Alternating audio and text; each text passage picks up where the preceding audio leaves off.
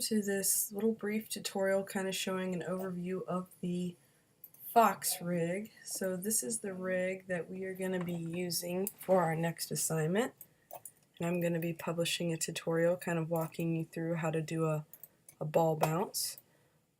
Hopefully this is how it looks when you open ball rig or Fox rig, flying Fox rig.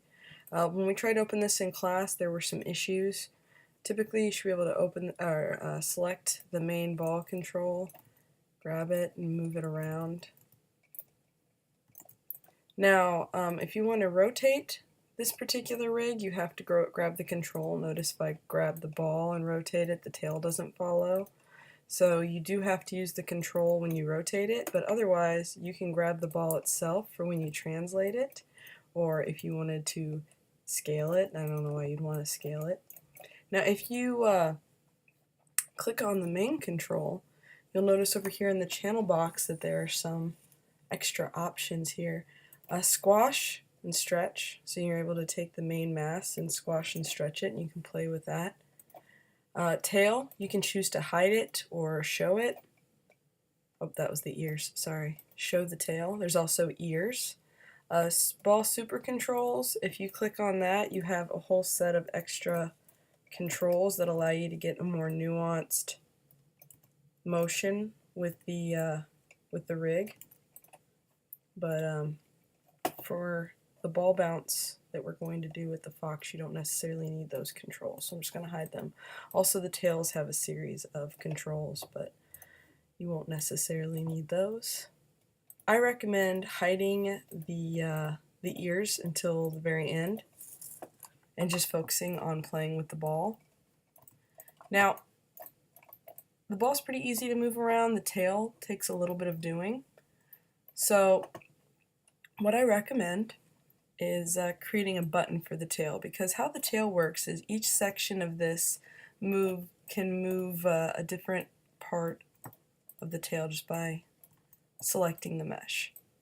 Now if you grab all four parts of the tail, you can get some really nice, cute little movements. So you're able to move each piece independently if you want, or everything at the same time.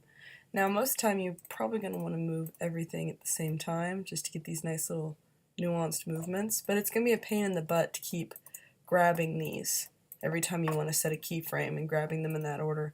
So what I recommend is creating a custom button. And I have the animation shelf open right now. The animation shelf has those basic set of buttons. You've got some of these we've talked about in class, some of them we haven't. With the animation tab open, I'm going to actually create a brand new button that allows me to just grab this tail. Now I could build a custom shelf. There's a custom option right here where I could just put it in, but I'm going to just set it in animation. So what I'm going to do is I'm going to click all four of these parts, and what I'm going to do is go to Create, Sets, Quick Select Set. Again, that's Create, Sets, Quick Select Set. And I'm going to call this Foxtail. And now you have the OK, Cancel, Add to Shelf. OK is going to create a quick select set, but it's going to hide in your outliner. If you click on Add to Shelf, then a little button appears in whatever shelf you had selected. So I had animation shelf selected, and now there's the Foxtail option. If I click off of that tail and I want to keyframe the tail, click on Foxtail, and I'm able to grab that tail and play with it. The other thing to consider with this rig is it has character sets, and we haven't talked about character sets yet, but because there are character sets, the different channels are yellow.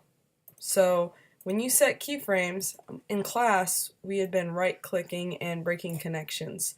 When you break connections, you're actually breaking a character set. So instead, when you want to get rid of a keyframe, so let's say I'm just going to set a keyframe down here in the timeline. If there's a keyframe that I want to delete, I can just right-click and delete, and that will take care of a keyframe. Now if I press select and I want to start deleting it off of very specific channels, I can go into animation mode, and that will allow us to access the graph editor. Press F so I can see everything that's on the screen, and I can actually just go in and delete frames, or yeah, just delete channels that way. If I just select a channel, I can also go up and delete the keyframes on the channel just by going Edit, Delete. I can also press Shift G. Once I've selected something, Shift G will actually repeat a command. So that can be helpful as well. Alright, that is it for this tutorial. Thank you so much, and have fun playing with the Fox rig.